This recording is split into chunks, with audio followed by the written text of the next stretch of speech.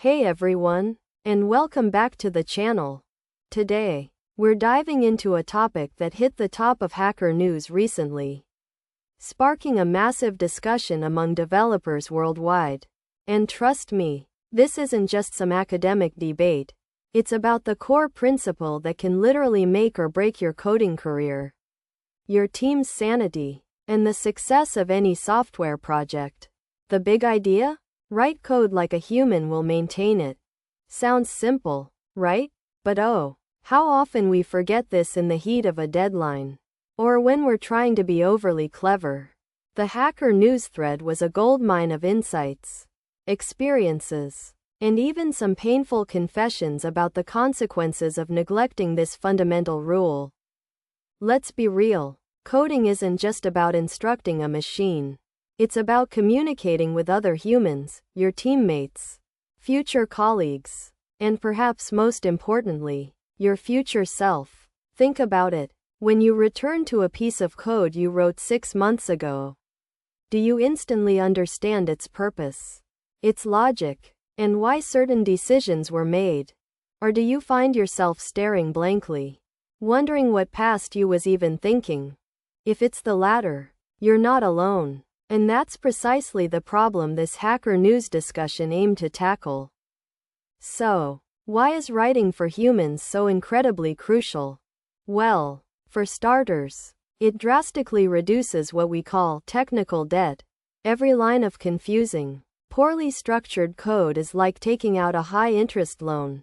You get the immediate gratification of shipping, but you pay for it dearly later in debugging time, refactoring efforts, and developer frustration. When code is hard to understand, it's hard to change, hard to extend, and prone to introducing new bugs.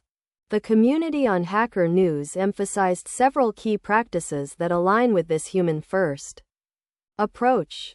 First up, clarity over cleverness. This was a recurring theme. It's tempting to write a super condensed, one-liner solution that feels incredibly smart. But if it takes 5 minutes for someone else, or even you, to parse what that one line does, it's not smart, it's a liability. Simple, explicit code is almost always better than obscure, implicit wizardry. Aim for readability, even if it means writing a few more lines. Next, meaningful naming. This might seem basic, but it's foundational. Variable names like a backquote, B backquote temp backquote, or data backquote are practically useless. What do they represent? Be descriptive.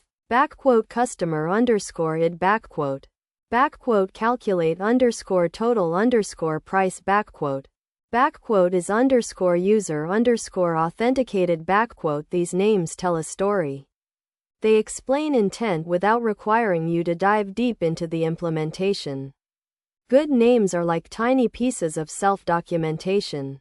Then there's the power of small functions and modules.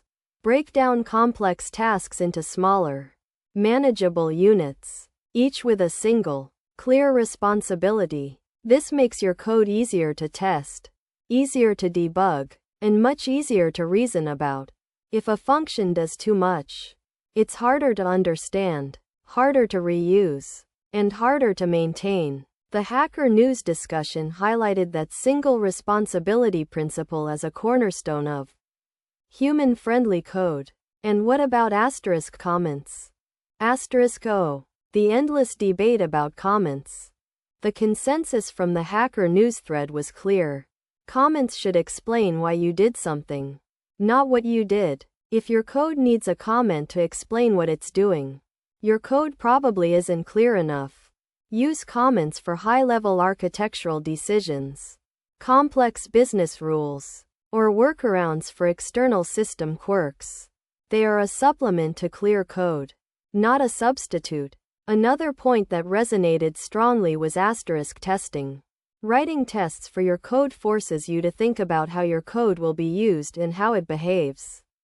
Good tests act as living documentation, showing examples of usage and expected outcomes. They also provide a safety net, allowing you to refactor with confidence. knowing you haven't broken existing functionality. Finally, and perhaps most importantly, the underlying theme of the entire Hacker News discussion was empathy. Put yourself in the shoes of the person who will read your code next, whether that's a junior developer onboarding onto your project, a senior engineer debugging a critical issue at 3 a.m., or yourself trying to fix a bug a year from now.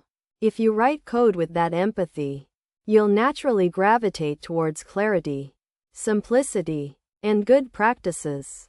The takeaway from this Hacker News deep dive is clear. Software development is a collaborative, long-term endeavor. The code we write today will be read, modified, and maintained by others, and ourselves, tomorrow. By consciously choosing to write code that's easy to understand, even if it takes a little extra effort up front, you're investing in your project's future, your team's productivity, and ultimately, your own professional happiness. So, next time you're coding, pause for a moment and ask yourself, would a human understand this? If the answer isn't a resounding yes, take a step back and refactor. Your future self, and your teammates, will thank you for it. What are your thoughts on writing maintainable code? Do you have any golden rules or horror stories you want to share? Let me know in the comments below. Don't forget to like this video, subscribe for more tech insights, and hit that notification bell so you don't miss our next deep dive. Until next time, happy coding!